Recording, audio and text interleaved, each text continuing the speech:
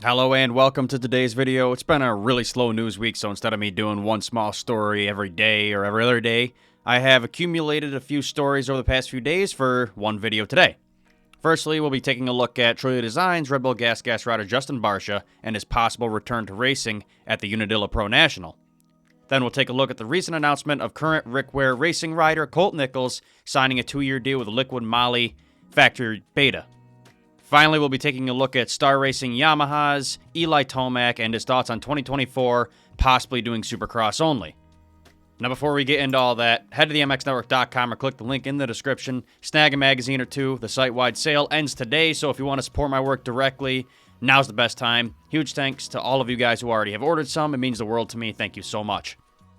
All right, today's Moto News is brought to you by Sweet Life CBD. You all have heard about Sweet Life on here. It is some of the best CBD products in America. It's all made and grown in America. They have oils, gummies, topicals, so if you're in pain, if you got injuries, anxiety, head to GetSweetLife.com or click the link in the description. Use code TMN to get 20% off your order. All right, the first story of the day is regarding Troy Designs Red Bull Gas rider Justin Barcia. As y'all know, Bam Bam was having a pretty good Monster Energy Supercross season until he crashed at Nashville Supercross, breaking his collarbone.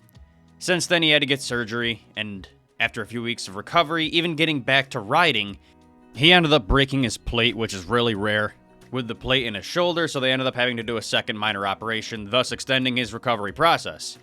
After months of being off the bike and kinda out of the motocross world, this week, Justin Barcia is finally back on the bike. He traveled to Italy for the 2024 Gas model debut, rode around, and he looked pretty good, even though he rode pretty conservatively, I might add. Now, before we get into what he had to say about his plans and recovery, return, all that process, let's first look at a couple clips of him riding at this event.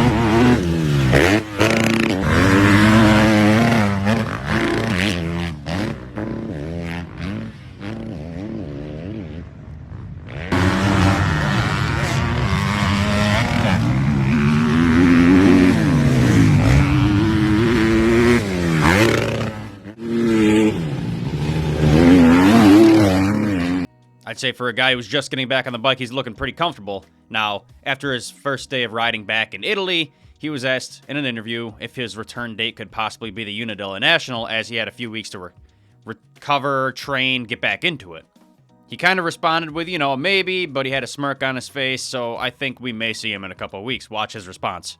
I don't technically know when I'm coming back yet. I know fly home Saturday, get home Sunday, chill at family Monday, fly to California, do some testing, and see where we're at. I can ride 30 minutes, sure. Yeah. Can I hammer 30 minutes yet? Yeah.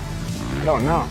I mean, he doesn't sound 100% confident, but he just gives me the vibe that he thinks he's coming back. Now, not only did he give that response, but as of today, he is back training in California, so here's that riding clip.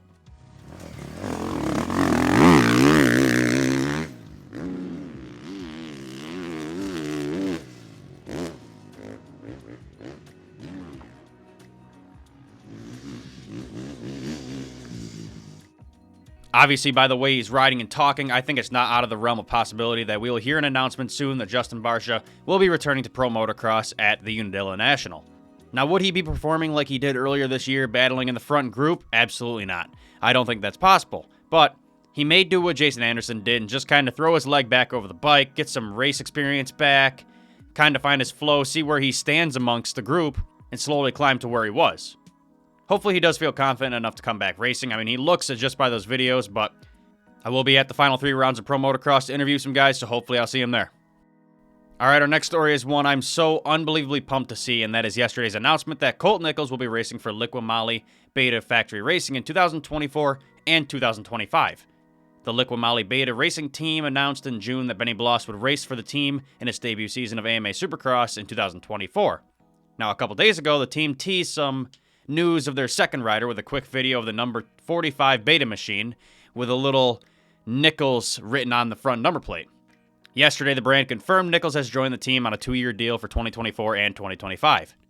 Now, I'm not going to lie, this announcement kind of boggled my mind because I wasn't expecting it. Nichols has been talking with McElrath, and both of them have been trying to convince their current team owner, Rick Ware, to set up a Supercross and SMX team for next year on top of doing the World Supercross Championship. Now, maybe they couldn't come to an agreement. Maybe that whole thing kind of fell through, but I don't really know. That's just the last thing he was talking about, so I wasn't really expecting him to be switching off Rick Ware. Now, all I do know is that Colt is certainly fast enough to deserve a factory ride, so I'm extremely pumped to see him secure a 2-year deal. Colt Nichols said in this announcement, quote, "I'm very excited to be signed with the Liqui Moly Beta racing team for the 24 and 25 seasons. It means a lot to me to be able to pioneer a new brand coming into Supercross, and I'm going to represent this brand/team as best as I possibly can. Couldn't be happier, and I can't wait to get started." Well, I gotta say, this is probably the most thoroughly exciting story for me. I love to see new brands coming in. It's been happening in MXGP, but MXGP doesn't really get the hype with introductions like that as they have smaller riders over there in the lower ranks of the racing. So in America, to put 2 prominent and 1 very fast rider on the team, that can bring up some hype for the team and the bike and all that stuff. So I'm thoroughly excited on this one. Can't wait for 2024 to see Colt Nichols lining up on this factory beta.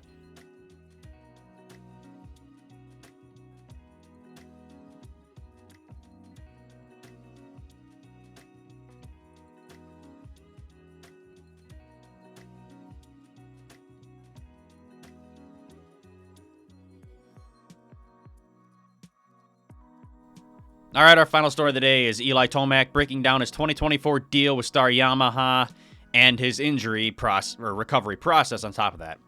All we knew as of last week was that Tomac confirmed he will be back in 2024 and had a 1-year deal with Star Racing Yamaha. No details were really given, though. Well, last night, Tomac spoke with Steve Mathis and broke down this deal for us a bit. He was asked to break it down if it was Supercross and Pro Motocross, just Supercross, if he was thinking about doing Super Motocross. Here's what Tomac had to say. Quote, "Supercross only right now and just see how things go.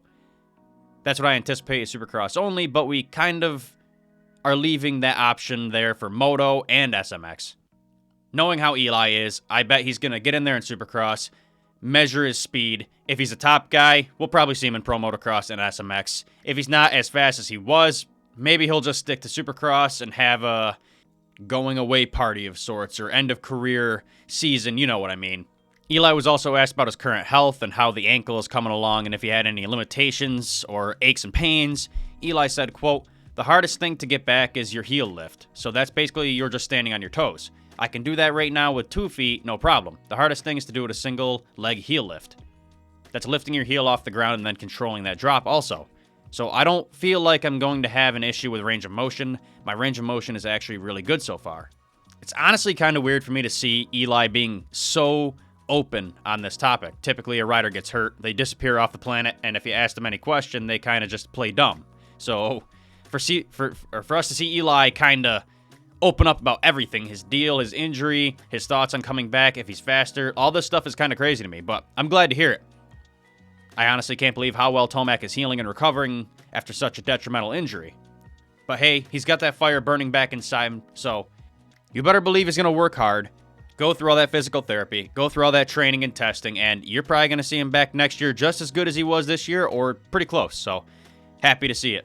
Well, that's all the news I have for you guys today. If you enjoyed my content, hit the subscribe and or follow button. If you want to support my work directly, head to my website and grab a magazine. It's the last day on sale, so go snag some.